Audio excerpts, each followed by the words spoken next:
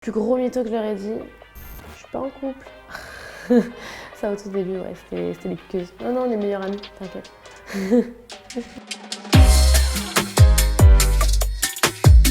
Hello les gars, c'est Audrey, j'espère que vous allez bien. Aujourd'hui, je suis chez Melty pour vous dévoiler ce qui se cache dans ce petit appareil. Oh, c'est horrible, parce que c'est forcément une photo avec mon ex. C'est une photo avec Raphaël Curon. On avait fait 220 000 likes, j'avais même pas 100 000 abonnés. Genre. Enfin bon, on sait pourquoi. MV Chiang, je sais pas si vous voyez qui c'est. Une fille qui était dans la French House avec moi, qui est encore d'ailleurs. Elle est mannequin et tout, elle est magnifique. Une super inspi pour moi, même niveau look, etc.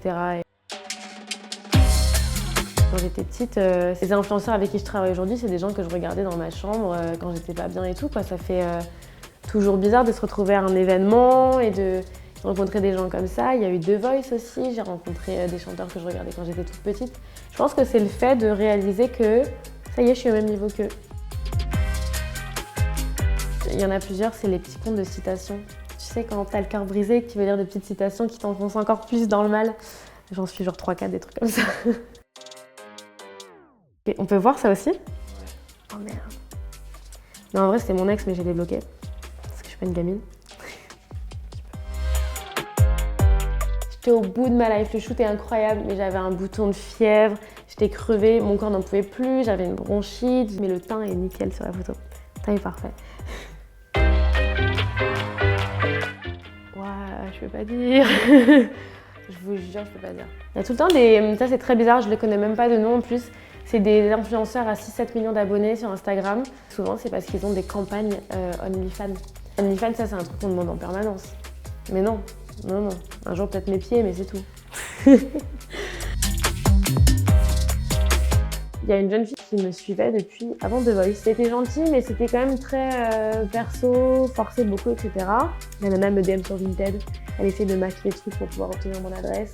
Elle m'a DM sur toutes les plateformes possibles. Et un jour, j'ai la mairie de ma ville qui m'appelle, qui me dit « Oui, bonjour, on a reçu une lettre en urgence, à ce qui paraît, d'un maire d'une autre ville. » La nana, elle s'est fait passer pour la maire d'une autre ville. Elle a contacté la mairie de ma ville pour faire suivre la lettre. Et c'était genre une déclaration d'amour. Et genre, elle a réussi à me la faire passer quand même sans connaître mon adresse. 1173. Ouais, c'est que des messages et des... Ah ouais, j'ai des doses. Ah, j'ai des doses de ouf là. Je suis pas en couple. Ça au tout début, ouais, c'était les piqueuses. Non, non, on est meilleures amies, t'inquiète. Mais en fait, on en joue un petit peu, j'avoue que... Moi, c'est aussi parce que je voulais garder un tout petit peu de privé et comme ça, si on n'officialisait pas la relation, je disais qu'on n'aurait pas officialisé la rupture aussi, que bon, au final, si, parce que ça se voit quand les gens se parlent plus.